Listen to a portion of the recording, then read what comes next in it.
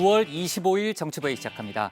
김정은 북한 국무위원장이 실종 공무원 피격 사건에 대해서 뜻밖의 불미스러운 일로 문재인 대통령과 남녘 동포들에게 커다란 실망감을 더해준 데 대해서 대단히 미안하게 생각한다고 사과했습니다. 북측은 오늘 오전 이 같은 내용이 담긴 통지문을 보내왔습니다. 북측은 해당 공무원이 신분 확인 질문에 제대로 답변을 하지 않았고 도주하려는 상황이 만들어졌다고 주장했습니다. 그러면서 불에 태운 건 시신이 아니라 부유물이고 총격 후 시체를 발견하지 못했다고 설명했습니다. 북측은 앞으로 이 같은 불상사가 재발하지 않게끔 여러 필요한 조치도 취했다고 밝혔습니다. 물론 북측의 일방적 주장이고 우리 군의 설명과는 어긋나는 부분도 있기 때문에 사실관계에 대해서는 좀 더 면밀한 분석이 필요해 보이고요. 정치권에선 야당의 공세에 뜨거워지고 있습니다. 관련 소식 잠시 후에 고반장 발제 때 짚어봅니다. 미리 보는 정치부회입니다. 정부가 오늘 추석 연휴 특별 방역 대책을 발표했습니다. 그 내용은 신반장 발제 때 알아볼 예정이고요. 이와 함께 상온에 노출돼서 사용이 잠정 중단된 독감 백신 관련 발표도 있었는데 문제의 백신이 이미 100여 명에게 접종이 됐지만 이상 반응을 보인 경우는 없다고 밝혔습니다. 정부는 오늘 오후부터 독감 무료 예방 접종을 재개했습니다. 지난달 광복절 집회를 주도한 8.15 비상대책위원회가 개천절 집회 역시 강행하겠다며 오늘 법원에 집행정지 소송을 냈습니다. 김창룡 경찰청장은 검문소를 3중으로 운영해 차량 시위를 차단하겠다면서 불법 차량 시위 운전자의 면허도 정지 취소 처분하겠다고 밝혔습니다. 윤석열 검찰총장의 가족을 둘러싼 의혹을 수사 중인 검찰이 오늘 잇따라 고발인들을 불러 조사하고 있습니다. 사업가 정대택 씨는 조금 전에 검찰에 출석하면서 윤 총장 장모가 누명을 씌워서 억울한 징역살이를 했다고 주장했습니다. 강지영의 현장 브리핑을 포함해서 오늘도 준비한 소식 많습니다. 내려가서 본격적으로 정치부회의의 문을 열겠습니다.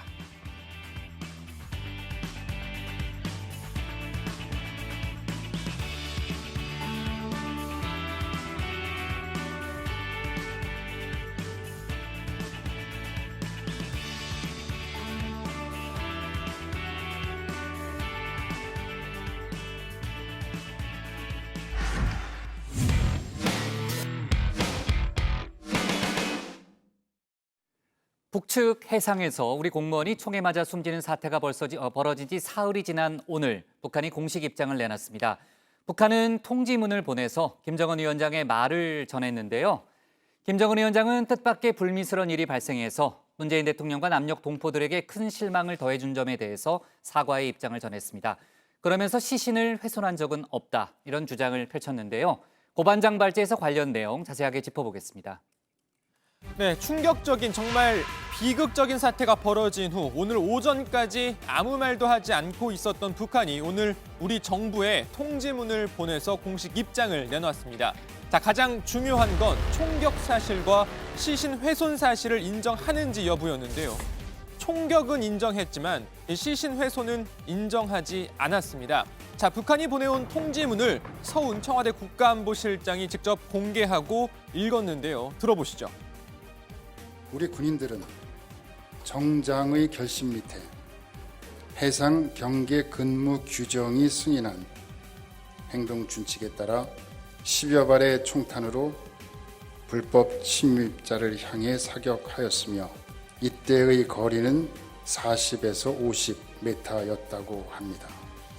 사격 후 아무런 움직임도 소리도 없어 10여 미터까지 접근하여 확인 수색하였으나 정체불명의 침입자는 부유물 위에 없었으며 많은 양의 혈흔이 확인되었다고 합니다. 네, 북한의 통지문을 서훈 안보실장이 그대로 읽은 겁니다. 자, 그러니까 정리를 하면 총격을 가한 후에 확인 수색을 했지만 부유물 위에 실종자 A씨는 이미 없었다는 겁니다. 자, 그럼 우리 군이 말한 이 시신을 훼손했다는 첩보 그리고 불빛은 뭐였던 걸까요? 자, 북한이 보내온 통지문 내용을 좀 더 들어보겠습니다.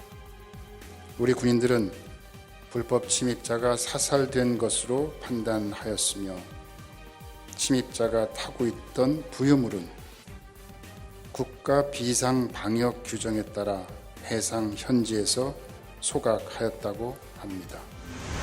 우리는 귀측 군부가 무슨 증거를 바탕으로 우리에게 불법 침입자 단속과 단속 과정 해명에 대한 요구도 없이 일방적인 억측으로 만행, 응분의 대가 등과 같은 불경스럽고 대결적 색채가 깊은 표현들을 골라 쓰는지 커다란 유감을 표시하지 않을 수 없습니다. 네, 그러니까 북한의 주장은 불에 태운 건 부유물이었다는 겁니다. 그러면서 김정은 위원장의 지시 내용도 통지문에 담았는데요. 김정은 위원장은 대단히 미안하다는 입장을 밝혔습니다. 국무위원장 김정은 동지는 가뜩이나 악성 비루스 병마의 위협으로 신고하고 있는 남녘 동포들에게 도움은커녕 우리 측 수역에서 뜻밖의 불미스러운 일이 발생하여 문재인 대통령과 남녘 동포들에게 커다란 실망감을 더해준 데 대해 대단히 미안하게 생각한다는 뜻을 전하라고 하셨습니다. 네, 북한의 주장과 우리 정부의 설명이 엇갈리는 대목이 일부 있는데요. 일단 날짜별, 시간대별 상황을 정리해 보면서 이야기를 해보죠. 자, 21일 0시 A씨가 어업지도선 당직 근무를 시작했습니다. 그리고 오전 1시 반 동료에게 문서 작업을 하겠다라고 말한 뒤에 이 조타실을 나갔다고 합니다. 자, 그리고 그가 사라진 걸 동료들이 알게 된 건 오전 11시 반쯤이었습니다. 해양경찰은 지난 9월 21일 12시 51분경 서해업관리단으로부터 해양수산부 소속 업지도선 공무원 1명이 실종되었다는 신고를 접수하였습니다. 네, 이 신고를 받은 군과 해경이 수색을 시작한 건 오후 1시 50분부터였습니다. 그리고 다음 날 오후 3시 반쯤 북측 해상에서 북한 선박이 실종자를 발견한 정황이 포착이 됐고 오후 4시 40분 북한이 실종자의 표류 경위 등을 조사하는 정황, 이 첩보도 포착이 됐다고 합니다. 자, 정부는 북한이 월북 경위 등을 조사했다고 했는데요. 북한의 주장은 다릅니다. 우리 수산사업소 부업선으로부터 정체불명의 남자 1명을 발견했다는 신고를 받고 출동하였으며 강령반도 앞 우리 측 연안에 부유물을 타고 불법 침입한 자에게 80m까지 접근하여 신분 확인을 요구하였으나 처음에는 한두 번 대한민국 아무개라고 얼버무리고는 계속 답변을 하지 않았다고 합니다.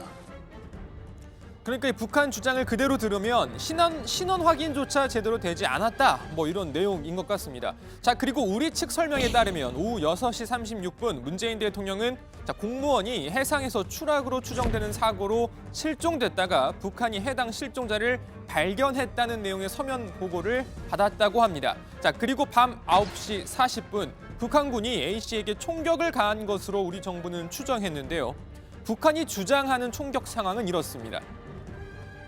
우리 측 군인들의 단속 명령에 계속 함구무원하고 불응하기에 더 접근하면서 두 발의 공포탄을 쏘자 놀라 엎드리면서 정체불명의 대상이 도주할 듯한 상황이 조성되었다고 합니다. 일부 군인들의 진술에 의하면 엎드리면서 무엇인가 몸에 뒤집어 쓰려는 듯한 행동을 한 것을 보았다고도 하였습니다. 자, 그리고 우리 정부는 북한이 밤 10시에 시신을 훼손했다라는 첩보를 입수했다고 했습니다. 자, 밤 10시 11분 우리 군 감시 장비에 시신을 훼손하는 듯한 이 불빛이 포착되기도 했다는 게 정부의 설명이었는데요. 앞서 들으신 대로 북한의 설명은 달랐습니다. 시신을 훼손한 것이 아니라 부유물을 태웠다는 겁니다. 그리고 시신은 이미 사라졌다는 게 북한의 주장입니다. 자, 어쨌든 다시 우리 측 설명대로 돌아와 보면 청와대에 해당 내용이 보고된 건 밤 10시 반쯤이었습니다. 그리고 23일 새벽 1시 관계장관 회의가 소집됐고요. 당시 회의에선 이 첩보 정보를 통해 사실관계를 확인하는 등의 논의를 이어갔다고 합니다. 첩보 수준을 가지고 논의를 했습니다. 안보관계 장관들이 있는 자리여서 우리 전문가들을 이제 그 분석을 의뢰하고 하는 그런 것을 추가적으로 더 확인을 더 해야 된다는 필요성과 함께 그 전문가들에 대한 분석을 가지고 다시 토의하자 이렇게 된 거라고 이해를 해주시면 좋겠습니다.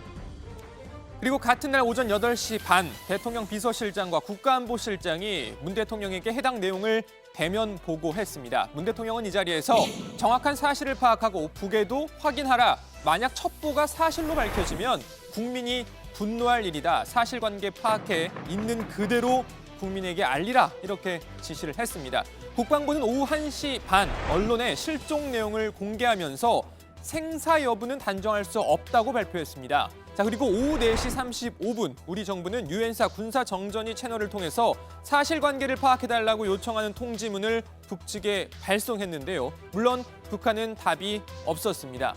자, 날이 바뀌고 24일 오전 8시 관계장관 회의가 다시 소집됐고 이어서 9시에 문 대통령에게 최종 분석 결과가 보고됐습니다. 그리고 오전 11시 국방부는 이렇게 발표했죠. 우리 군은 다양한 첩보를 정밀 분석한 결과 북한이 북측 해역에서 발견된 우리 국민에 대해 총격을 가하고 시신을 불태우는 만행을 저질렀음을 확인하였습니다. 네, 국방부는 여러 첩보 등 이 관련 정보를 근거로 해서 공무원 A씨가 월북을 했을 가능성이 있는 것으로 봤는데요. 정보 분석한 결과 실종자가 구명조끼를 착용한 점, 어업지도선에서 이탈하면서 본인의 신발을 유기한 점, 소형 부유물을 이용한 점, 그리고 월북 의사를 표명한 정황이 포착된 점을 고려시해 현재까지는 월북을 시도했을 가능성이 높은 것으로 판단하고 자세한 경위에 대해서는 수사 중에 있습니다. 하지만 공무원 A씨의 가족들은 월북을 할 이유가 전혀 없고 평소와 다른 점도 없었다는 입장입니다. 건강하고 건실하게 서해업단 그 업무를 수행을 했고요. 예. 그다음에 서해업단의 그 주요 업무가 서해안에서 그 발생되는 중국 그 불법 조업선을 단속하는 그런 업무거든요. 예. 국가관이나 어떤 사명감이 없다면 죽음을 그 무릅쓰고 그 단속하는 그 단속 업무를 할 수가 없습니다. 국방부에서 좀 간과하고 그 월북이라는 말을 멘트가 가당치가 않다는 게 뭐냐면 동생의 지갑하고 공무원증이 배에 그대로 남아 있거든요. 예. 그러니까 네, 이 북한의 주장과는 별개로 우리 정부의 보다 정확한 조사가 필요해 보입니다. 일단 청와대는 북한의 주장과 우리 정부의 첩보 내용이 일부 다른 것에 대해서 앞으로 지속적으로 조사와 파악이 필요하다고 밝혔습니다. 자, 북한의 통지문이 나오기 전 정부 여당은 북한의 행동을 거듭 비판했습니다. 먼저 고인의 명복을 빌며 유가족의 심심한 위로의 말씀을 드립니다. 무장도 하지 않은 우리 국민에 대한 만행을 강력히 규탄하며 북한 당국의 책임 있는 답변과 조치를 촉구합니다. 북한의 반문명적이고 야만적 만행은 용납될 수 없습니다. 민주당은 북한의 책임 있는 조치를 요구합니다.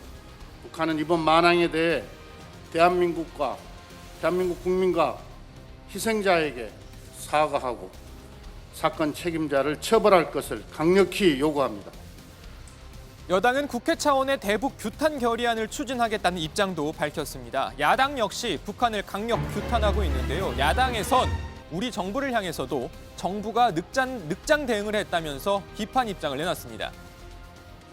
이번 만행은 그 연장선에서 북한군이 비무장 우리 국민을 참혹하게 살해한 참사입니다. 책임자 처벌에 앞서 실체적 진실을 밝히는 것이 우선입니다. 대통령의 47시간의 침묵 사유, 대통령의 대응 조치 내역부터 소상히 밝혀져야겠습니다. 네, 어제 있었던 국회 국방위원회 전체 회의에서도 여러 의원들이 정부의 늑장 대응을 따져 물었습니다. 지난번에 박근혜 대통령 세월호 사건 은폐했다고 얼마나 국민적인 문제를 많이 제기를 했습니까? 그렇지 않습니까? 7시간 동안 뭐 했냐? 온갖 억척이 난무하고 박근혜 대통령 공격을 했어요. 근데 지금은 이틀이 넘는 시간 동안 뭐 했냐? 대통령께 30시간 이후에 보고되고, 물론 이제 자세한 보고는 그 다음날 또 아침에 이루어집니다. 좋아요. 대통령께서 상세한 보고는 늦게 받을 수 있겠죠. 그 대통령께 30시간 후에 이 사건 발생, 그것도 신고 접수에 보고가 되고, 관계장관은 이틀 후에 시작된다는, 이게 맞는 겁니까? 이게 넉장 대응 아니면. 자, 국방부는 거듭 정보를 확인하고 분석하는 시간이 오래 걸렸다라고 밝혔습니다.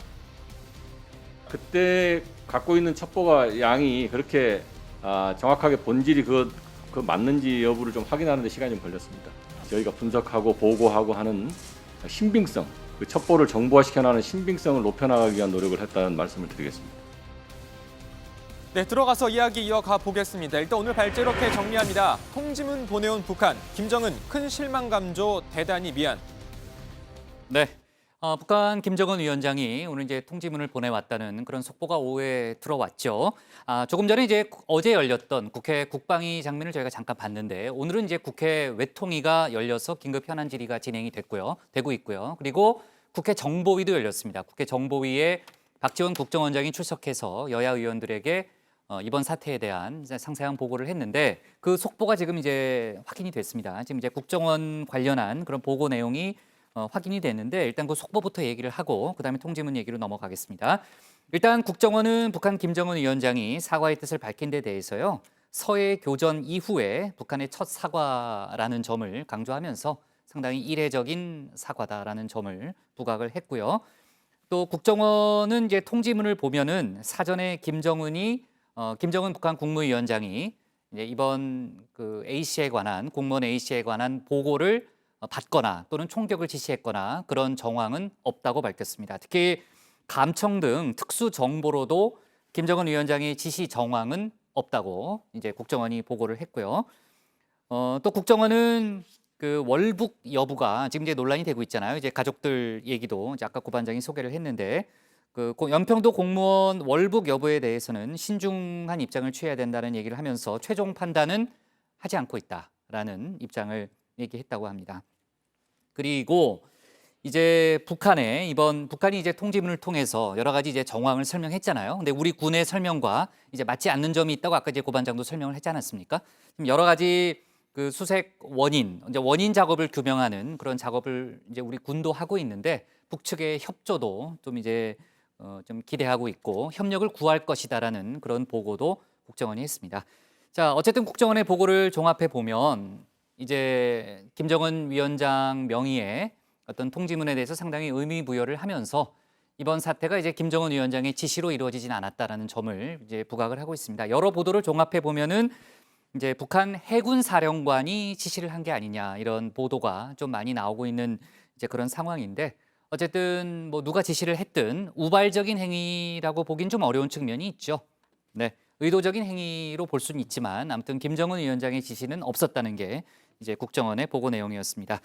자, 그리고 조금 전에 이제 서훈 국가안보실장이요, 남북 정상이 주고받은 친서 내용도 공개를 했는데, 그 얘기는 이따 뒤에 다시 한번 얘기를 해보겠습니다. 자, 통지문 이야기를 해보겠습니다. 김정은 위원장의 입장이 이제 통지문에 자세히 들어 있었는데, 그 대목을 한번 다시 들어보고 그다음에 이제 본격적으로 얘기를 해보죠.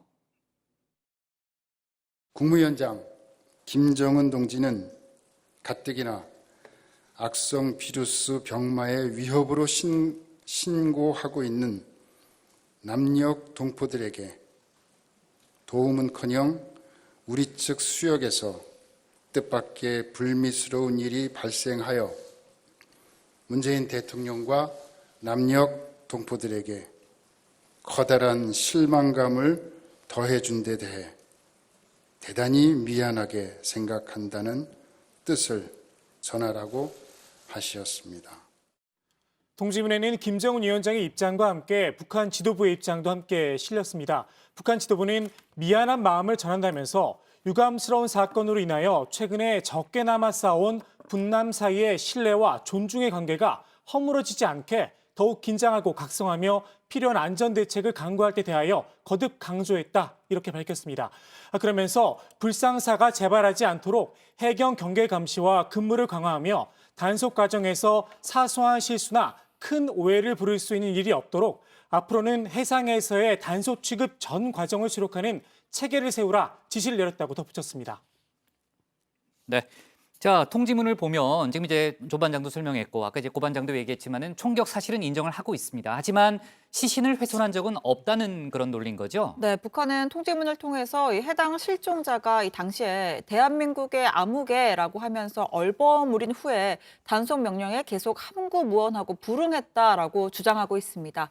자, 그리고 그 후에 해상 경계근무 규정이 승인한 행동 준칙에 따라 총격을 가했다라고 했습니다. 그러니까 이 총격을 한 사실은 인정을 한 것이죠.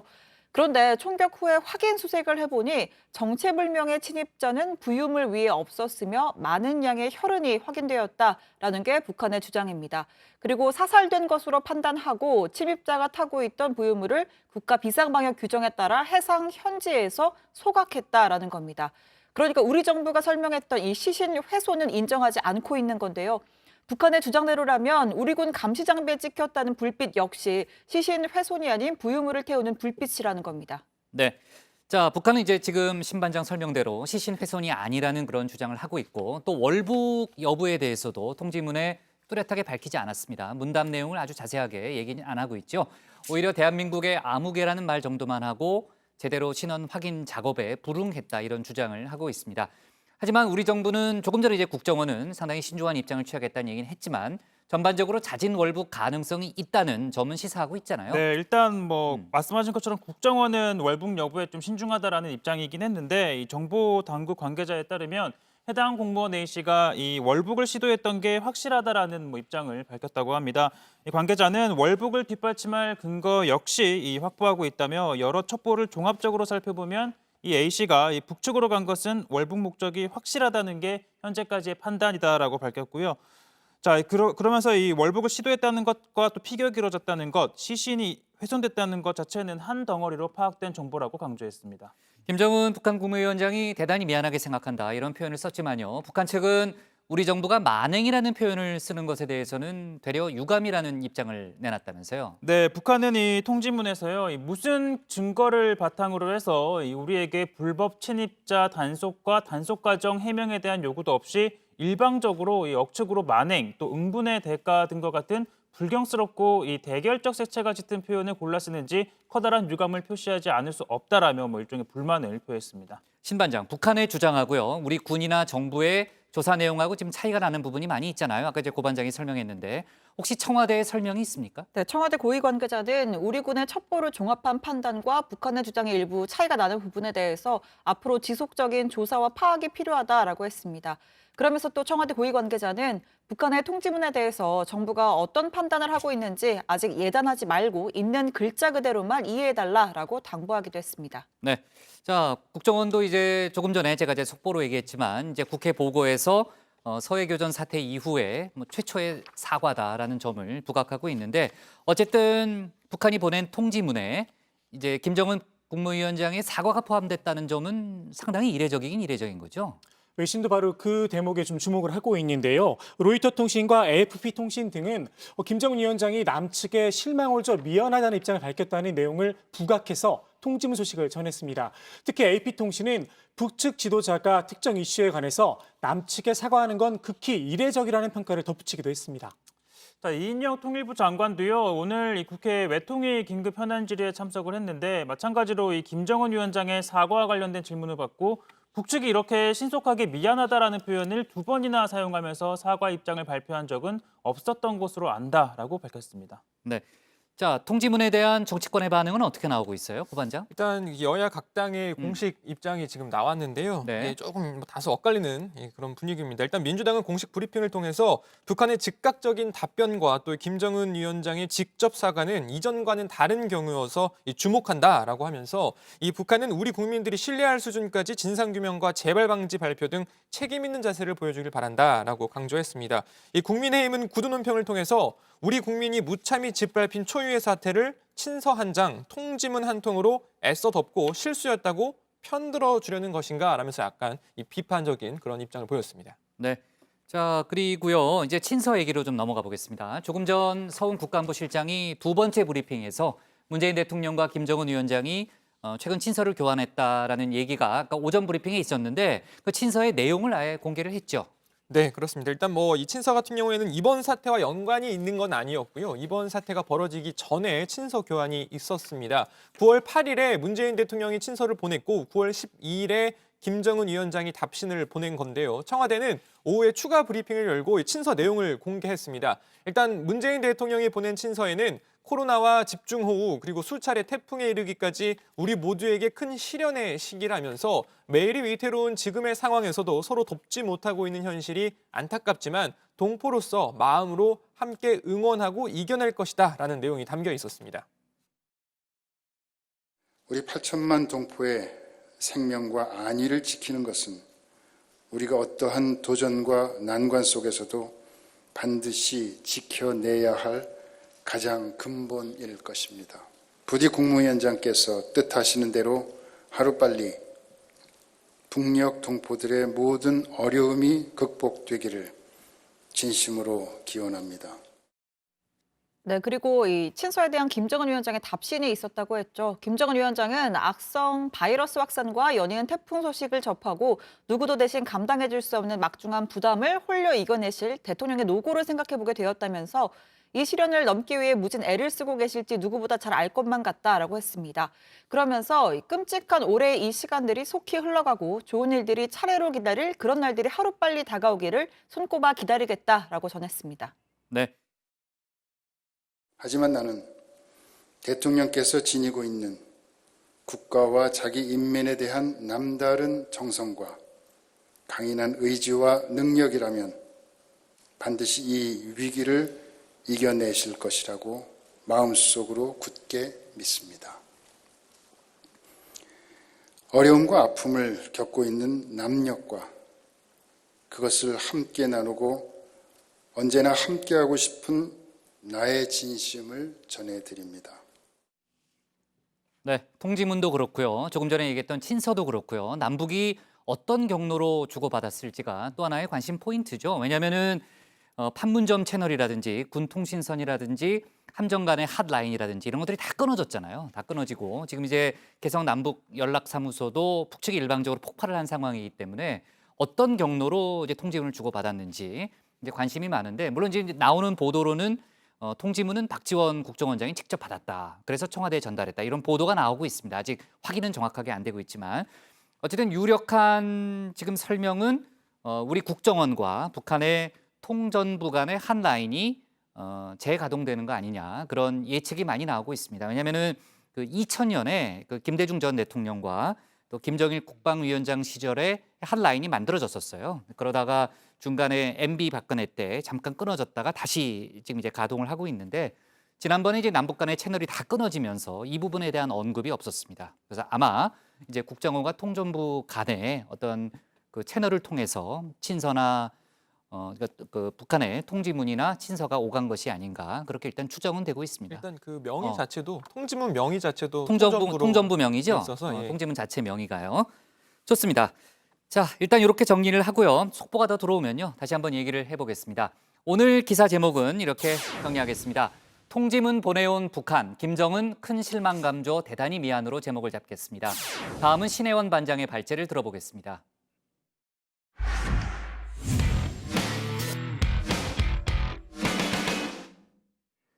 정부가 다음 주 월요일 28일부터 2주간 적용되는 추석 연휴 특별 방역 지침을 발표했습니다. 크게 보면은 전국 사회적 거리 두기 2단계를 유지하고요. 전국의 유흥시설은 28일부터 최소 일주일간 문을 닫아야 합니다. 신 반장 발제에서 관련 내용 자세히 짚어보겠습니다.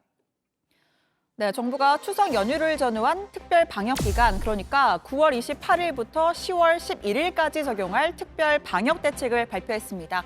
일단 큰 틀에서는 사회적 거리 두기 2단계의 핵심 조치가 그대로 적용되고요. 수도권과 비수도권으로 나누어서 몇 가지 강화된 조치가 추가됐습니다. 수도권과 비수도권의 코로나19 상황과 위험 요인이 다른 점을 감안하여 지역별로 방역 조치를 차별화하려고 합니다. 수도권은 외식과 문화활동에 의한 유행 차단에 집중하고 비수도권은 귀성, 관광객의 모임이나 유흥시설 방문 등을 통한 감염 확산 차단에 주력할 계획입니다.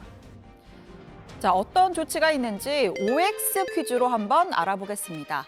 자, 먼저 이 서울에 사는 고반장입니다. 철저한 마스크 착용과 거리 두기를 지키고 연휴에도 철저히 집콕 생활을 하다가 좀이 쑤신 나머지 조반장에게 형, 춤 한번 추러 가실래요? 라고 제안합니다.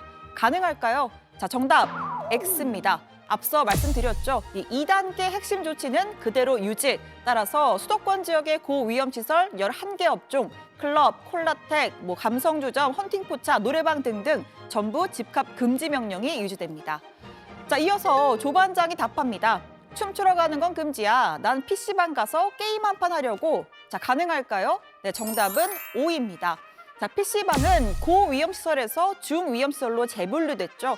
마스크 착용과 출입자 관리만 철저히 하면 PC방 영업 가능합니다. 한 칸씩 뛰어앉은 상태에서는 음식도 먹을 수 있고요. 대신 미성년자는 여전히 출입 불가. 조반장은 미성년자가 아니니까 갈 수가 있는 겁니다. 자, 이번에는요. 경북 경주에 사는 최종혁 학생이 있고요. 네, 이 경북 경주에 사는 최종혁 학생이 있다고 가정을 한번 해보겠습니다. 이 학교 운동장에서 추석 연휴에 친구들과 동네 어르신들 200명이 참여하는 민속놀이 대회를 준비했다고 하는데요. 자, 딱 봐도 안 되겠죠? 정답은 X입니다. 실내 50인, 실외 100인 이상의 집합이나 모임 행사 등은 전국적으로 금지됩니다. 이 추석을 맞이해 마을잔치, 지역 축제, 민속놀이 대회 여는 것 전부가 포함됩니다. 자, 참고로 많은 다정의 식구들 알고 계시지만 이 서울하면 광화문, 부산에는 해운대, 경주하면 최종혁입니다. 최반장 고향이 경주죠. 최반장 어떻게 이번 연휴 동안에 경주 내려갑니까? 네, 부모님 뵈러 가야죠. 최반장 보고 싶어서 어떡하지? 사진 있으면 하나 줘요. 내가 사진 제가 보면서 좀 달랠게요. 카톡으로 네, 보내드릴게요. 좋아요.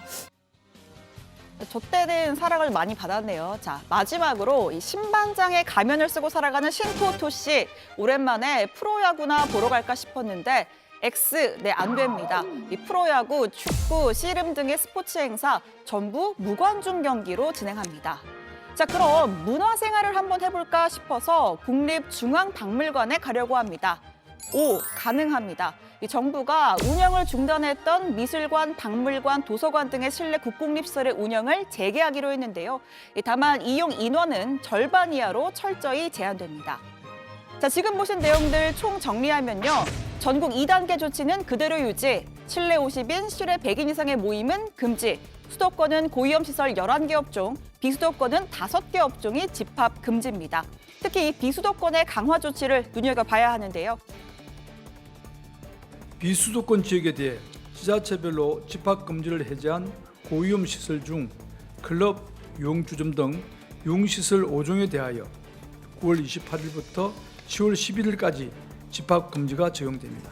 추석 연휴가 포함된 첫 일주간은 지자체가 이를 완화할 수 없으며 10월 5일부터 11일까지 두 번째 주는 현지 방역 상황에 따라 지자체가 조정할 수 있습니다. 네, 일주일은 반드시 금지라는 게 포인트입니다. 또 교회는 소모임과 식사 금지, 비대면 예배가 원칙이고요. 최근에 집단 감염지로 급부상한 방문 판매 시설 2주 내내 집합 금지가 필수고 지자체에서 자체적으로 완화시킬 수 없습니다. 마지막으로 이 사람들이 많이 찾는 관광지, 백화점, 마트, 영화관 등은 방역 점검이 강화됩니다. 이번 대책은 방역의 실효성 확보에 중점을 두었습니다. 사회적 거리두기 단계의 획일적 적용보다는 추석이라는 시기적 특성과 지역별 여건을 세밀하게 고려하였습니다. 하반기 코로나19 대응에 최대 고비가 될 이번 추석 연휴 기간을 무사히 넘길 수 있도록 국민 여러분들의 적극적인 참여와 협조를 요청드립니다. 네, 코로나19 신규 확진자 수 사흘째 세 자리입니다. 114명 중에서 지역 감염이 95명, 해외 유입은 19명입니다. 대부분 서울과 경기, 인천 지역에서 확진자가 나왔습니다. 아직은 안정세라고 볼 수 없기에 계속해서 주의가 필요합니다. 그나마 반가운 소식이랄까요? 자, 보시면 짝수 사업자라 어제 아침에 신청했는데 벌써 들어왔어요. 자, 빠르네요. 다른 분들도 좋은 소식이 있길 기대합니다. 자, 코로나 사태로 매출이 감소한 소상공인들에게 주는 새 희망자금 지급이 시작됐습니다. 자, 보시는 것처럼 소상공인들이 모이는 온라인 커뮤니티에 속속 입금 인증글이 떴습니다. 아침부터 기분이 좀 좋다, 빨리 신청하길 잘했다라는 반응인데요. 신청 후에 지급까지는 하루에서 이틀 정도가 소요됩니다. 추석 연휴 전에 받으시려면 28일 오후 5시까지는 신청을 해야 한다고 합니다. 추석 전에 제대로 잘 통과가 돼서 실행이 되겠냐 하는 우려가 있었는데 국민들께서 안도하시지 않을까 그렇게 생각을 합니다. 최선을 다해서 집행률을 높이도록 하겠습니다. 네, 오늘 청와대 발제 이렇게 정리하겠습니다. 추석에도 2단계 거리두기 전국 유흥시설 최소 일주일은 문 닫아야 합니다. 네, 정부가 이제 다음 주 월요일이죠. 28일부터 2주간 진행될 추석 연휴 특별 방역 대책을 발표했고 신반장이 이제 OX 퀴즈를 통해서 상세한 내용을 설명을 했습니다. 전반적으로는 이제 2단계가 유지가 되면서 이제 유흥시설 관련한 제한 조치는 또 강화되고 또 박물관 같은 경우는 또 오히려 문을 여는 상황이니까 또 완화되는 그런 부분도 일부 있는 그런 상황입니다. 자, 그러고요. 이제 오늘 질병관리청 브리핑 중에 이제 독감 백신 관련한 그 내용이 있었습니다. 아무래도 이제 관심들이 많은 그런 사안인데 어떤 내용이에요, 고 반장? 일단 이 질병관리청이 지난 23일 긴급공지를 통해서 백신 이 접종 사업을 전면 중단한다고 발표했습니다. 독감 백신은 2도에서 8도 사이의 온도에 있어야 이 효과 및 안전성을 유지할 수 있는데 일부 업체가 백신을 차에서 또 차로 옮기는 과정에서 이를 어긴 거죠. 자, 검사가 필요하기 때문이다라고 설명을 했는데요. 특히 일부 업체는 냉동 장비가 없는 이 종이 박스로 배달됐다라고도 하는데 오늘 브리핑에서 이에 대한 1차 설명이 있었던 겁니다. 현장 합동 조사하고요. 식약처 검사가 동시에 진행됐다는 거죠, 조 반장? 네, 그렇습니다. 우선 합동 현장 조사단은 해당 업체의 콜드체인이 유지됐는지를 중점적으로 확인했습니다. 그 결과 조달객 업체의 백신 보관 냉장 창고는 기준 온도 4도에서 6도 사이를 유지하고 있었다고 하고요.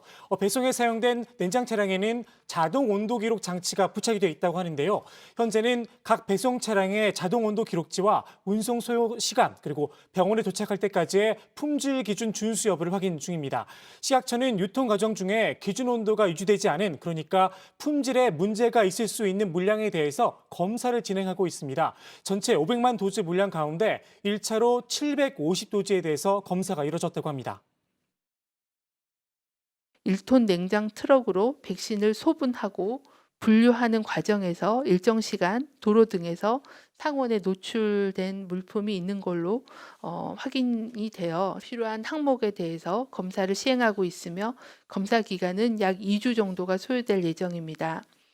현재는 1차로 상온 노출이 의심되는 백신을 우선적으로 5개 지역의 5로트에 대한 검사가 진행 중이며 저희도 이제 어제 얘기했지만요. 중단 조치에 앞서서 접종을 마친 사람들이 있잖아요. 일단은 영유아부터 9세 이하까지가 이제 무료 접종 대상이었고 앞선 물량은 다 문제가 없었다는 설명이었잖아요. 자, 그런데 오늘 발표에 따르면요. 이 네. 상온 노출 의심을 받고 있는 백신 물량으로 이미 105명이 접종을 마친 것으로 확인이 됐다고 합니다. 그러면은 앞서하고 설명이 좀 달라진 거예요? 네, 좀 달라졌는데 일단 네. 방역 당국의 설명은 접종 중단을 발표한 이후에 공급된 정부 물량을 전부 다 확인을 해서 일일이 이 번호를 대조하는 작업을 거쳤을 때 그 당시에는 접종 실적이 없었다라는 겁니다.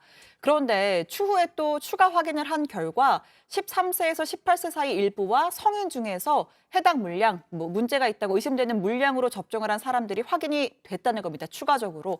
이 방역 당국은 이에 대해서 일부 병의원들이 접종 중단 조치를 모르고 20일 오전 해당 백신을 사용한 것으로 보인다라고 설명했습니다.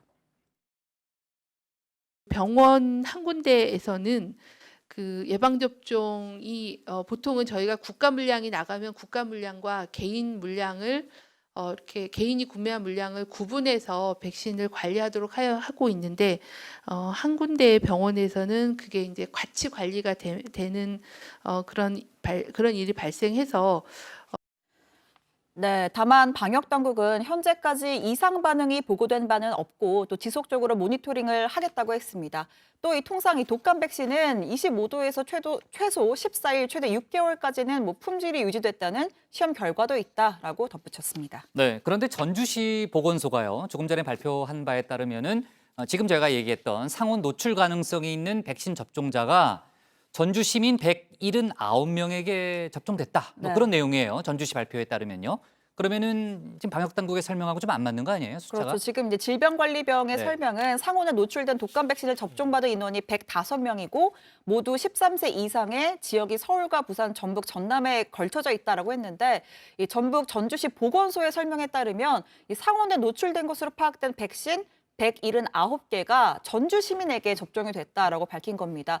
숫자로만 놓고 봐도 이 맞은 대상을 놓고 봐도 좀 혼선이 있는 상황인데 이 전주 시내 일부 이 병원과 의원에서 연령별 접종 일정을 어기거나 무료 사용분을 또 유료로 성인에게 접종을 하면서 생긴 일로 현재까지 파악이 되고 있습니다. 자, 그러다 보니 정은경 본부장은요, 이 무료 예방 접종을 연기시켜서 이 방역 당국자로서 진심으로 송구한 마음이다라면서 오늘부터 만 12세 이하의 어린이와 임신부에 대해서는 접종을 재개하겠다라고 밝혔습니다.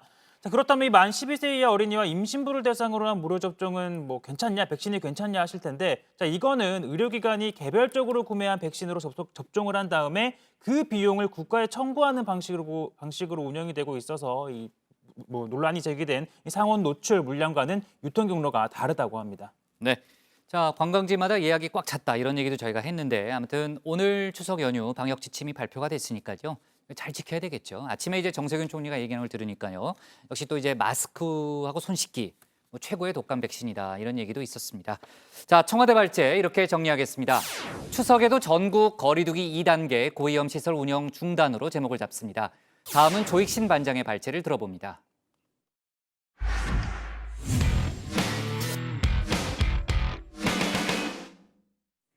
윤석열 검찰총장과 그 가족을 직권남용과 사기 혐의로 고발한 사업가 정대택 씨가 조금 전 검찰에 출석해 고발인 조사를 받고 있습니다. 정 씨는 윤 총장의 가족 때문에 누명을 쓰고 복역까지 했다 이런 주장을 하고 있고요. 진실이 밝혀지길 바란다 주장을 했습니다. 물론 이제 윤 씨 측, 이제 윤석열 총장 장모 측은요 법적 판단이 끝난 사안이라는 입장입니다. 관련 내용을 조익신 반장이 정리해봤습니다.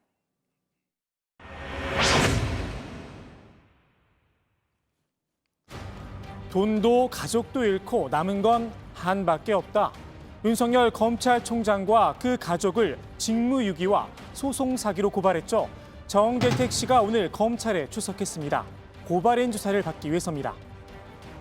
저 정대택도 피고소인 윤석열과 저 모녀의 송사가 언제 끝날지는 모르겠으나 지나온 17년 송사를 계속 이어가는 동안 3년간은 지적자를 하였고 인고의 세월이 있었으며 여기까지 지내오며 때로는 몇억 원 주겠다고 합의를 요구할 때 몇억 원 더 달라고 애원하며 멈추었으면 하였던 생각도 있었으나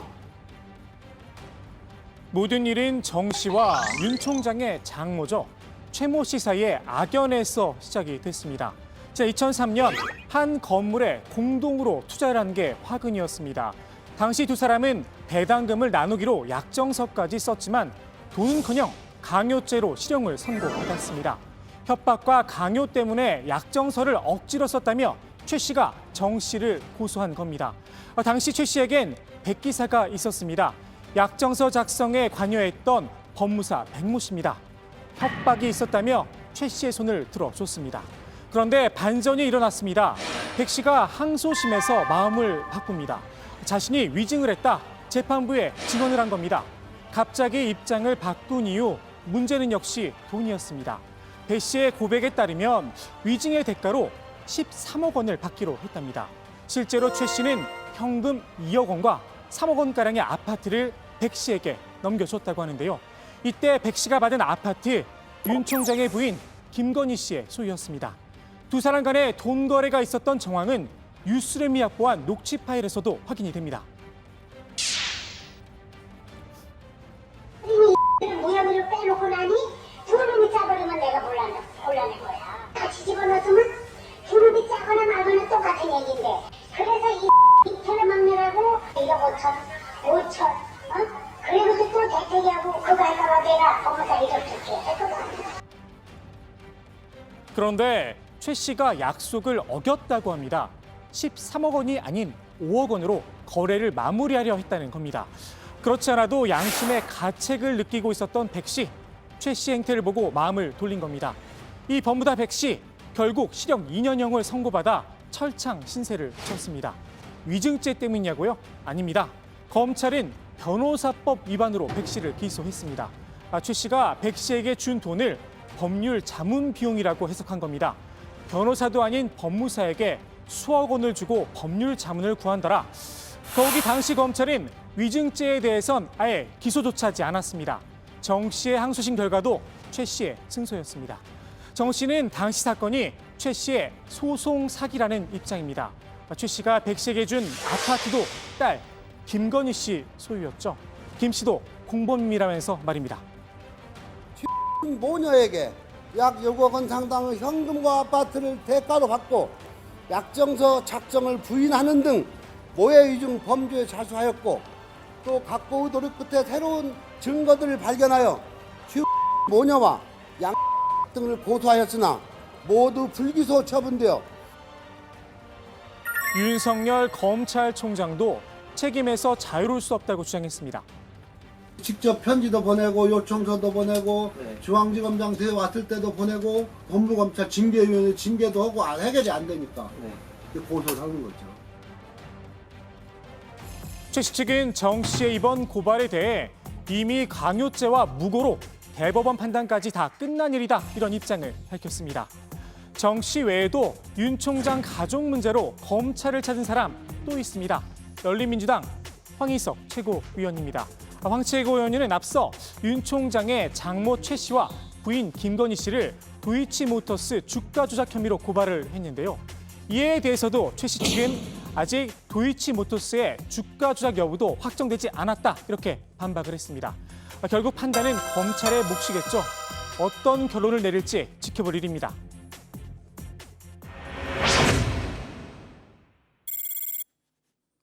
전국 40개 의대와 의전원의 본과 4학년 대표들이 성명서를 냈습니다. 4문장으로 된 짧은 글인데요. 핵심은 첫 문장에 있었습니다. 국가시험에 응시하겠다는 겁니다. 의대생들은 영어 원문을 많이 보죠. 두갈식으로 문단을 작성했나 싶어 글을 끝까지 읽어봤습니다. 학생 본연의 자리로 돌아가겠다. 국민 여러분의 지지를 부탁드린다. 그리고 정불량에선 올바른 이유를 위해 노력하는 모습을 기대한다. 당부의 말까지 담았습니다. 그런데 뭔가 빠졌습니다. 눈을 씻고 찾아봐도 양해를 구한다거나 사과의 표현은 없습니다. 의사국시 국가가 짠 계획대로 이미 시험이 진행 중입니다. 뒤늦게 시험을 보겠다고 나서면서 파워 당당입니다. 도대체 왜 이러는 걸까요? 아마 이 문장에 힌트가 있는 듯 싶습니다. 신종 코로나 바이러스 확산으로 인해 국민 건강권이 위협받고 의료 인력 수급 문제가 대두되는 현 시점에서라고 써놨습니다. 그 부족한 의료 인력 본인들이 채워주겠다는 겁니다. 하긴 이런 말도 서슴지 않았던 의대생들입니다. 저희도 사실 지금 상황에서는 크게 볼 생각도 없는데 오히려 우리를 시험 보게 하려면 본인들이 사과를 하셔야 우리가 시험을 보는 게 아닌가 그런 의견이 많았습니다. 대한의사협회는 이 성명이 흡족했나 봅니다. 정부에 화답을 요구했습니다. 그러면서 이런 말도 덧붙였습니다. 학생들이 의학도로서 자존심과 소신을 지키며 배움을 이어나갈 수 있도록 할 것이다 라고 말입니다. 양해를 구하고 사과를 하는 일이 의대생들의 자존심과 소신을 버리는 일이라고 생각한 모양입니다. 최대집 의사협회장 후배들의 자존심과 소신을 지키기 위해 직접 나섰습니다. 의정 합의서를 함께 만든 인연이 있죠. 더불어민주당 한정혜 정책위장을 찾았습니다. 최 의장은 정부가 재량적 조치를 취해달라 이렇게 요청을 했습니다. 한 정책위장은 국민들이 바라보고 있다는 점을 강조했습니다. 형평성과 공평성 문제를 그냥 지나칠 수 없다는 겁니다. 민주당 지도부도 같은 생각입니다. 어제 발표한 의대생들의 성명서는 아쉬움을 넘어 답답합니다. 치기 어린 응성만 담겼습니다. 행동에 대한 책임은 없었습니다. 코로나로 힘든 시기를 보내고 계시는 국민 마음도 고려하지 않았습니다. 이런 식으로는 어렵습니다. 의료계는 정부의 공이 넘어갔다고 합니다. 그렇지 않습니다. 여전히 공은 의대생들에게 놓여 있습니다. 정부 입장도 마찬가지입니다. 같은 말을 매번 반복했었죠. 정부 입장은 이미 밝혀드린 바와 동일합니다. 사실 거의 일주간 반복해서 동일한 말씀을 드리고 있는 중입니다. 어제는 아예 문자로 가름을 했었는데요. 기자들이 또다시 질문하자 문자 내용을 사실상 그대로 읽었습니다. 국시 응시 표명만으로 추가적인 국가시험 기회를 부여하는 것이 가능한 상황이 아닙니다. 추가적인 기회를 부여하는 것은 다른 국가시험과의 형평성과 공정성의 논란이 있으며 많은 국민들이 이를 불공정한 특혜로 받아들이고 있습니다. 이러한 문제에 대한 국민적인 양해와 수용이 동반되지 않는다면 추가 시험을 검토하기는 어렵습니다. 지난 23일 청원이 마감됐죠. 의대생들의 국시 구제를 반대한다. 57만 명이 넘게 동의를 얻었습니다. 국민들이 보는 눈이 어떻든 의사사회 생각은 좀 다른 듯합니다. 의정합의서 서명과 수련이 복귀 그리고 의사 국시 응시까지 내부 불만이 크다고 합니다. 특히 진료 거부를 주도했죠. 젊은 의사들과 의대생들이 그 중심이라고 하는데요. 대한전공의협의회 비대위를 이끌었던 박지원 씨가 사퇴한 데 이어서 최대집 의사협회장과 조승현 의대협회장이 나란히 탄핵 위기에 몰렸습니다. 이유는 비슷합니다. 독단적 의사결정과 리더십 부족입니다. 다시 말해 누구 마음대로 투쟁 노선을 접었느냐는 겁니다. 두 사람의 탄핵 여부는 오늘 27일 결정되는데요. 결과에 따라선 의정합의서가 무효화되는 거 아니냐 이런 우려 섞인 분석도 나옵니다.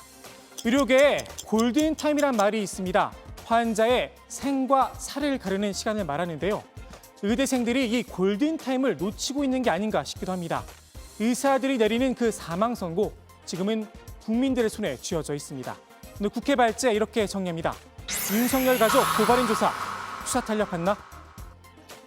윤석열 검찰총장 가족과 관련된 수사가 이제 오늘부터 본격화됐다 이렇게 볼 수 있고요. 오늘 이제 고발인 조사가 잇따라 진행이 되고 있습니다.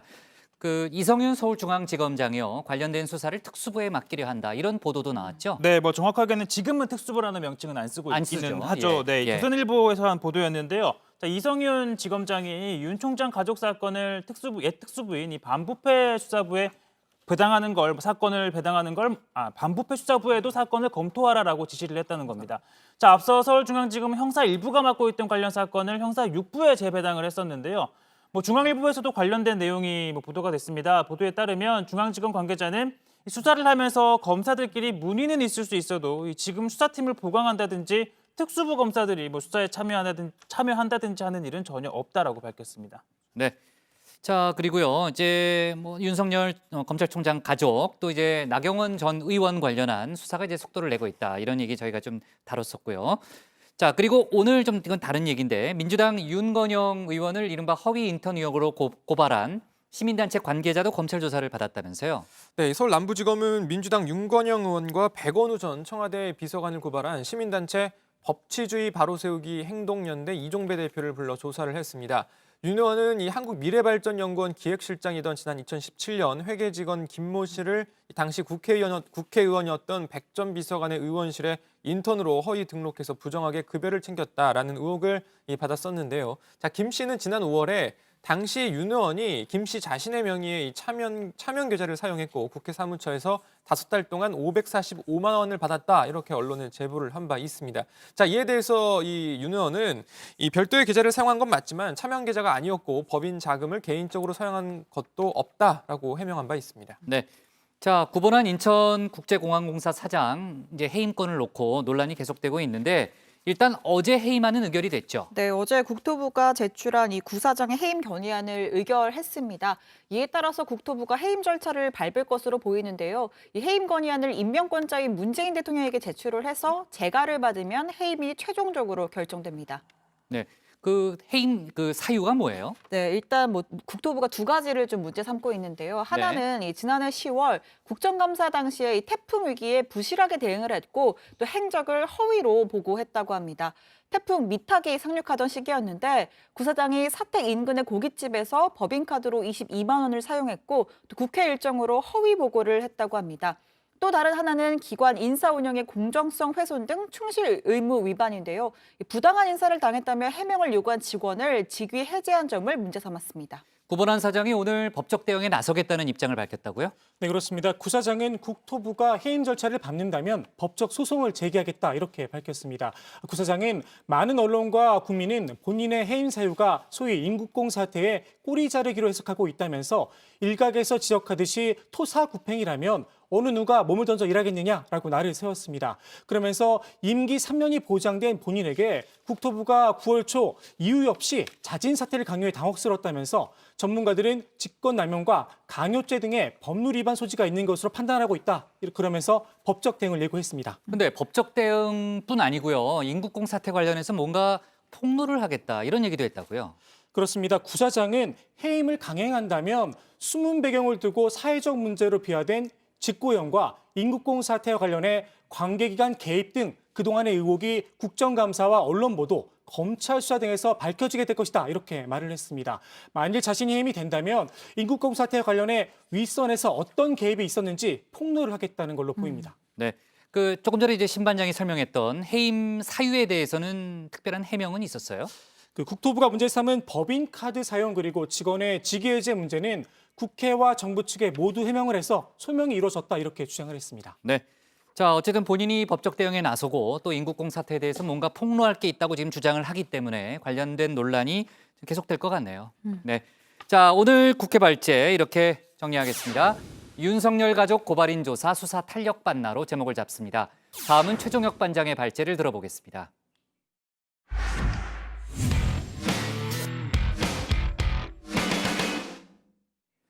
피감기관 공사 수주 의혹이 불거진 박덕흠 의원, 또 이스타항공 사태의 책임론이 불거진 이상직 의원, 이제는 모두 무소속 신분이 됐죠.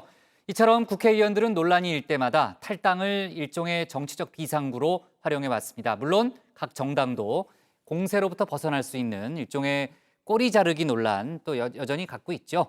이후 논란이 잠잠해지면 복당하는 등 꼼수도 있었다. 이런 비판도 많이 있습니다. 최 반장 발제에서 관련 내용 자세히 짚어보겠습니다. 네, 당이 다르고 사건도 다르지만 여러모로 많은 점이 닮았습니다. 자, 우선 나는 잘못한 일, 부도덕한 일을 한 적이 없다라는 겁니다. 건설업계의 고충과 현장 너무나 잘 알고 있기 때문에 그래서 저는 국토에 좀 있었고 또 낙후된 농촌인 저희 지역구 발전을 실현시키기 위함이었지. 직원들의 일자리를 지켜야 되겠다는 생각에 매각대금 150억을 깎아주어도 또 미직금 임금을 해결해 보려는 생각에 제가 살고 있던 집을 제외하면 사실상 전 재산인 매각 대상 주식 내지 그 매각 대금을 헌납하겠다는. 자, 지금 들은 것만 따지면 두 사람 모두 나를 희생해가면서 건설업계, 또 지역구, 노동자들을 위해 일을 했다는 겁니다. 그러면 상을 달라고 해도 모자랄 판인데 두 사람 모두 당을 떠났죠. 탈당을 하는 이유도요, 똑같습니다. 민주당 대표님이야 우리 당 선배 동료 의원님들과 당원 동기들에게도 제가 무거운 짐이 된 것 같아 참담하고 죄송한 마음뿐입니다. 선당 후사 자세로 당에 폐를 끼치지 않겠습니다. 당에는 더 이상 부담을 주지 않도록 당적을 내려놓는 것이 맞다는 판단을 스스로 했습니다. 동료 의원님들 그리고 당원 동지 여러분, 당에는 큰 마음의 빚을 졌다는 생각입니다. 자, 말 맞다나 논란의 당사자들이 당을 떠났으니 민주당과 국민의힘 모두 이 부담을 덜게 된 건 또 사실입니다. 징계와 처벌이 아닌 탈당으로 위기를 모면하려 한다. 누가 누구를 향한 비판일까요?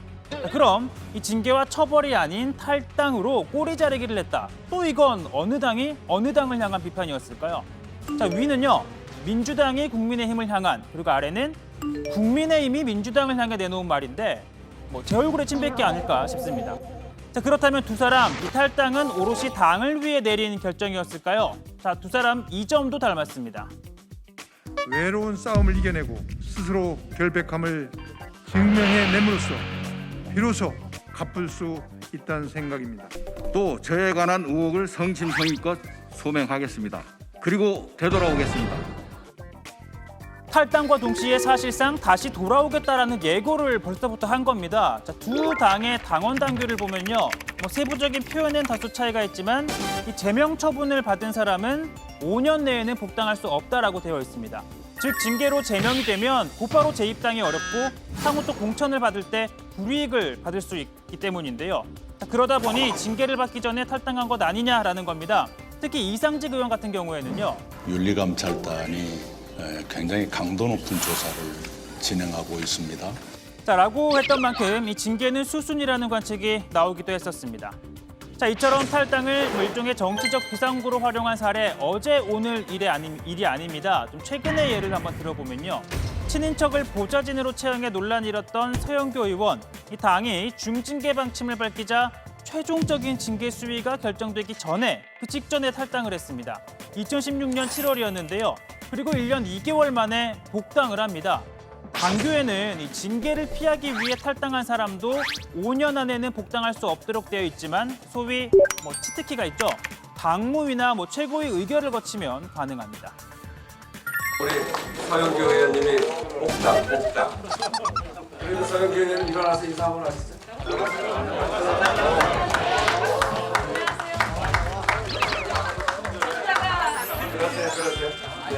좀 더 도덕적으로 깨끗하면서 그리고 또 국민을 위해서 더 열심히 일하겠다 이렇게 말씀드리겠습니다. 자, 앞서 이 박덕흠, 이상직 의원의 선택이 크게 다르지 않아 보인다라고 했지만 사실 박덕흠 의원의 경우에는요. 피감기관으로부터 공사를 수주했다라는 의혹을 받고 있습니다. 그러다 보니 민주당은 당장 당 소속 문제가 아니라 이 국회의원으로서의 자격이 없다며 의원직을 내려놔야 한다라고 주장합니다. 그러면서 직위를 이용해 마음껏 사익을 추구하고 건설업계의 로비스트로 공공연하게 하려고 했습니다. 탈당에 무소속으로 남는 것은 눈 가리고 아웅하는 격입니다. 자, 민주당은 박덕흠 의원뿐만 아니라 조수진 의원에 대해서도 국민의힘이 아무런 입장을 취하지 않고 있다는 점도 이렇게 문제 삼았습니다. 국민의힘 조수진 의원의 10여 건 누락, 축소신고 의혹에 대해 어물쩍 넘어가려 하는데 어림상푼어치도 없는 일입니다. 같은 의혹으로 민주당에서 제명된 김홍걸 의원은 분양권을 신고 누락했던 것으로 밝혀지기라도 했습니다. 그러니까 우리는 이미 직접 조사를 해서 김홍걸 의원을 제명했는데 국민의힘 너네는 제대로 된 조사도 하지 않고 왜 아무런 조치를 취하지 않고 있냐는 겁니다. 사실 비례대표 의원 이상직 박덕흠 의원처럼 탈당을 하면 의원직을 잃게 됩니다. 하지만 제명은 아니죠. 결국 김홍걸 의원 제명은 됐지만 의원직은 지키고 있습니다.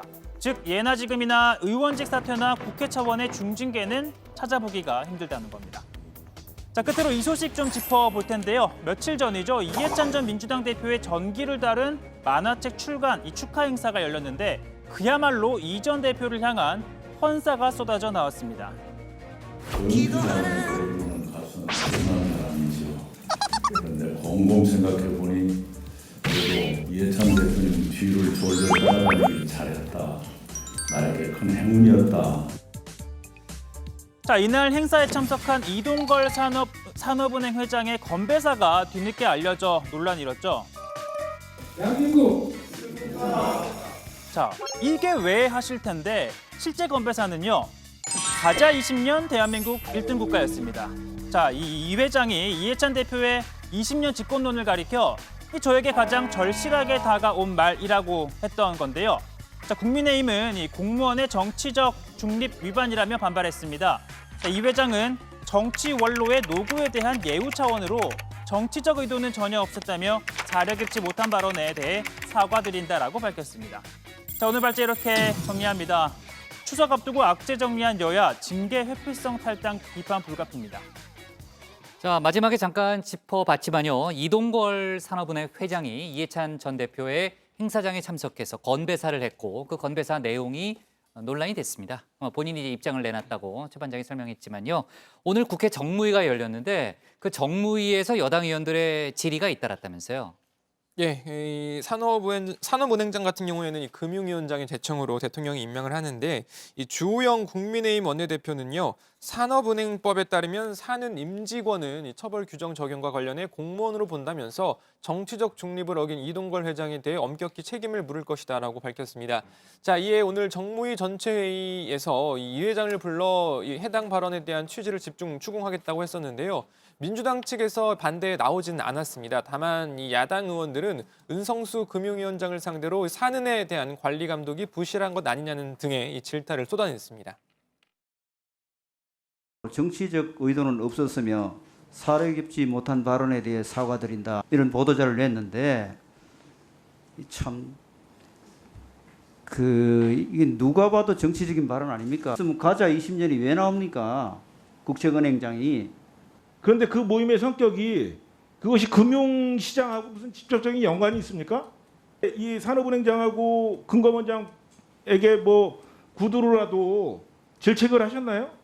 다 기관장이 우리가 보통 이야기할 때는 또 다 기관의 장으로서의 독립성과 있고 또 의사결정이 있는데 제가 뭐 일일이 그분들의 행동에 대해서 다 하는 게 적절한지 아니면 부적절한지 한번 생각해 보고 말씀드리겠습니다. 지금 국정감사를 앞두고요. 각 상임위별로 여야 간 증인 채택 논의가 한창이잖아요. 어제 이제 최 반장이 이제 간단한 내용도 좀 설명을 했는데 조금 전에 열렸던 정무위에서는요. 금융권 CEO들이 대거 증인으로 채택이 됐다면서요. 네, 그렇습니다. 야당에서는 라임 옵티머스 자산운용의 대규모 펀드 환매 중단 사태 관련한 증인을 주로 신청을 했는데요. 정영채 NH투자증권 대표이사, 오익근 대신증권 대표이사, 박성호 하나은행 부행장 등이 사모펀드 관련 증인으로 채택이 됐습니다. 라임펀드 사태 피해자와 옵티머스 피해자 모임 비례 관계자도 참고인으로 출석을 합니다. 여당에서는 이재용 삼성전자 부회장의 경영권 승계 관련해서 장석훈 삼성증권 사장을 증인으로 요청을 했고요. 금융권 채용비리 의혹과 관련한 증인도 채택을 했습니다. 최근 논란이 된 유튜버 뒷광고 논란과 관련해서 서황욱 구글코리아 총괄 전무를 부르기로 했고요. 독점적인 플랫폼을 이용한 과도한 수수료 논란이 제기된 네이버 쇼핑 사장도 증인으로 출석하게 됐습니다. 네. 자, 그리고 어제 저희가 이 소식도 좀 얘기했죠. 과방위에서 EBS 캐릭터 팽수를 참고인으로 채택을 했습니다. 증인 채택을 했죠. 가십성 아니냐 이런 비판도 있었는데 그 팽수의 출연을 요청했던 의원이 뭐 있지 않겠습니까? 그 의원이 출연이 아니라 출석. 아, 출석. 미안해요.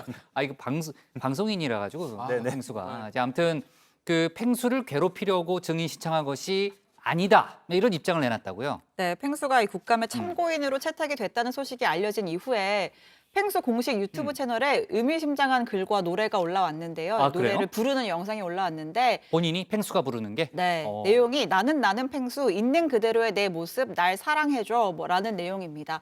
일각에서는 이 팽수를 국감 참고인으로 부른 것 자체가 일종의 뭐 정치적인 쇼 아니겠느냐라는 지적이 나왔는데 이 팽수를 참고인으로 출석 요청한 황보승희 국민의힘 의원은 자신의 소셜미디어에 팽수를 국감장에 부르지 말라는 의견이 많았다. 팽수를 참고인으로 신청한 건 관심 받고 싶어서나 팽수를 괴롭히고자 하면 절대 아니다라고 밝혔습니다. 자, 이 황보 의원은요, 이 팽수를 참고인으로 요청한 이유 3가지를 꼽았습니다. 뭐 캐릭터 저작권을 정당하게 지급을 하는지, 이 팽수 등 캐릭터 연기자가 이 합당한 대우를 받고 있는지, 그리고 이 과도한 노동을 요구하는 등 열악한 근무 환경에서 근무하는지 등을 확인해보기 위해서였다라고 했는데요. 아시다시피 참고인은 증인과 달리 뭐 출석할 의무는 없습니다. 이에 황보 의원도 본인이 원하지 않으면 나오지 않아도 된다라고 강조했습니다. 근데 정확하게 말해서 참고인으로 채택된 게 팽수 맞아요? 아니요.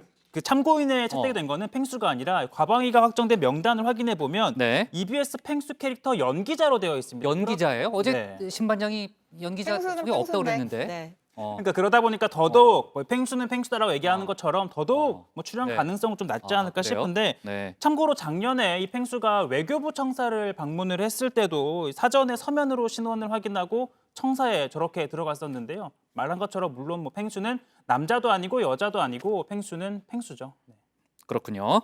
자, 그리고요. 오늘 갤럽이 발표한 여론조사 결과를 좀 보니까요. 원내 5개 정당에 대한 호감도 조사 결과를 했는데 민주당이 가장 높게 나왔습니다. 하지만 이제 전반적으로 그 수치를 보면은 당 차원에서는 최근 2년간 가장 낮은 수치였다면서요. 네, 한국갤럽이 지난 22일부터 24일 전국 만 18세 이상 1,002명을 대상으로 5개 정당별 호감 여부를 조사했는데요.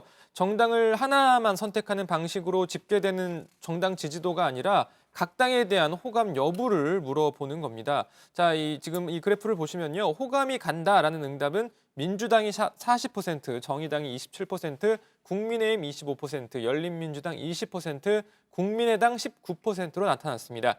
3개월 전과 비교하면 민주당은 10%포인트, 정의당은 6% 5%포인트, 열린민주당은 4%포인트 하락을 했습니다. 국민의힘은 이 민주당과 정의당 이어 세 번째긴 한데 이 전신인 미래통합당과 비교해서 7%포인트가 일단 올랐습니다. 이 민주당과 정의당의 호감도는 2018년 이후 최저치를 기록했다고 합니다. 네. 자, 추미애 법무장관 아들의 군특혜 의혹 관련한 검찰 수사 결과는 추석 전에는 마무리될 것 같다. 이런 전망이 참 많았는데 그러면 다음 주 월요일, 화요일밖에 없네요. 그죠? 다음 주 월요일 가능성이 있겠네요. 그죠? 예. 좋습니다. 오늘 기사 제목 이렇게 정리하겠습니다. 팽수 국감 소환에 관심 받고 싶은 것 아냐, 안 나와도 돼로 제목을 잡겠습니다. 다음은 강지영 현장반장의 현장 브리핑을 보겠습니다. 안녕하세요. 현장 브리핑의 강지영입니다. 코로나 사태로 학교 수업이 등교와 비대면 수업으로 진행되면서 학교 급식도 중단되거나 축소 운영되고 있습니다. 따라서 농가나 관련 업계들이 어려움을 겪고 있다고 하는데요. 얼마나 심각한 상황인 건지 직접 한번 알아보겠습니다. 지금 급식 중단으로 인해서 피해 상황이 얼마나 심각한 건가요? 지금 뭐 엄청 심각하죠. 자식처럼 키운 그 채소를 갖다가 버려야 되는 형편이니까 봄서부터 지금까지 갈아엎은 사람도 있고요. 지금 사실 뭐 급식이 뭐 중단된 것도 있고 뭐 다시 등교 수업이 이어지고는 있지만 택도 없는 상황인 거죠? 당연하죠. 그게 3분의 1 등교인데 그거 갖고는 해결이 안 됩니다. 현재로서는. 친환경 농산물은 농약이나 화학 비료를 거의 사용하지 않아 일반 농산물에 비해서 크기나 색이 떨어집니다. 따라서 일반 소매 시장에서는 경쟁력이 떨어져 판로 개척이 쉽지 않은 상황입니다. 수라에 자체적으로 꾸러미 사업을 통해서 판매를 하고 있는데 안타깝게도 근데 저희가 한 박스 팔 때마다 10,000원 이상의 적자를 보고 진행을 하고 있습니다. 내년에도 코로나가 끝날 것 같지 않아서 걱정이기도 하고요. 급식 농가에서 수확된 농산물들은 이곳에 모여 각 지역으로 유통되는데요. 하지만 급식 중단이 지속되면서 출고되지 못한 농산물들이 이렇게 쌓여 있습니다. 급식량이 줄다 보니까 지금 이 양파들도 지금 못 나가서 이렇게 쌓여 있을 일이 없고요. 지금 이번이 처음으로 코로나로 인해서 이렇게 많이 쌓이게 됐고요. 네, 수요는 전체 100으로 봤을 때 지금 한 40% 미만으로 좀 많이 떨어져 있고요. 수업이 다시 재개된다고 해도 큰 폭으로 늘 것 같지는 않습니다. 그렇다면 지금 남아있는 이런 야채나 식재료들을 어떤 방법으로 좀 판매하기 위해 노력을 하고 계신지? 마켓 경기라는 사이트를 통해 가지고 소비자들이 직접 좋은 제품들을 구매할 수 있도록 그리고 유통 마진을 최대한 줄여서 바로 이제 택배로 배송할 수 있는 그런 구조로 지금 시스템을 마련을 했고요. 한편 급식업체들 또한 어려움을 겪고 있긴 마찬가지입니다. 행정안전부 자료에 따르면 올해 전국에서 2,086곳의 집단 급식소가 문을 닫았습니다. 특히 위탁급식을 하는 급식업체는 700여 개나 폐업한 것으로 조사됐습니다.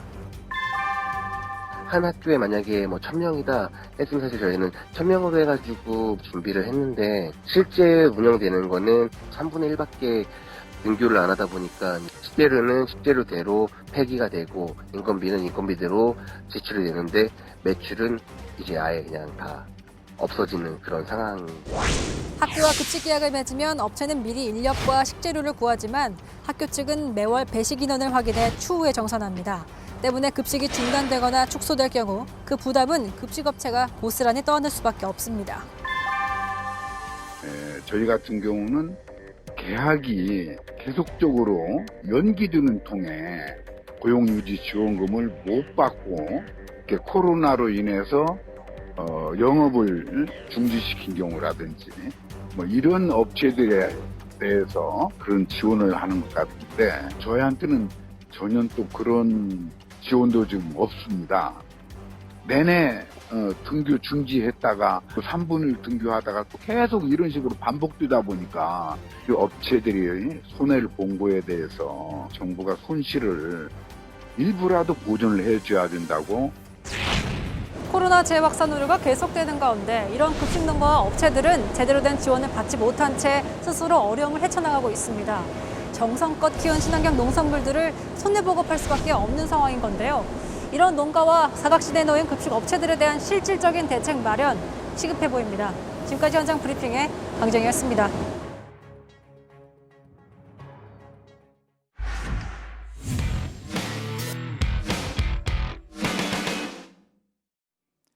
오늘 저희가 고른 한 컷은 소상공인 새희망자금 오늘부터 지급입니다. 국내 자영업자 커뮤니티에 올라온 글입니다. 접수 첫날이었던 어제 새희망자금을 신청했는데 바로 오늘 받았다는 그런 내용이죠. 이른 아침부터 전국 곳곳으로 부지런히 지원이 이루어지고 있습니다. 새희망자금은 코로나로 매출이 감소하거나 사회적 거리두기 강화 조치로 어려움을 겪고 있는 소상공인들에게 최대 200만 원을 지원하는 내용입니다. 커뮤니티에 오른 글들을 쭉 살펴봤더니요. 밀린 월세 정산할 수 있겠다. 추석 때 직원들 선물은 살 수 있겠다. 이런 반응들이 많았습니다. 이 커뮤니티 이름이 아프니까 사장이다인데요. 어려운 시기 전국의 아픈 사장님들 힘내시고요. 새 희망 자금이 이름 그대로 조금이나마 새 희망이 되기를 바랍니다. 오늘 정치부에는 여기까지입니다. 저희는 다음 주 월요일에 다시 찾아뵙겠습니다. 네, 자 일주일 동안 수고 많았습니다. 네, 국장 저희한테도 어. 좀 희망을 주시겠어요? 늘 희망을 주죠. 그런 거 말고 있잖아. 정신 직원들한테 정신적 뭐 이런 거 주는 물질적? 거. 물질.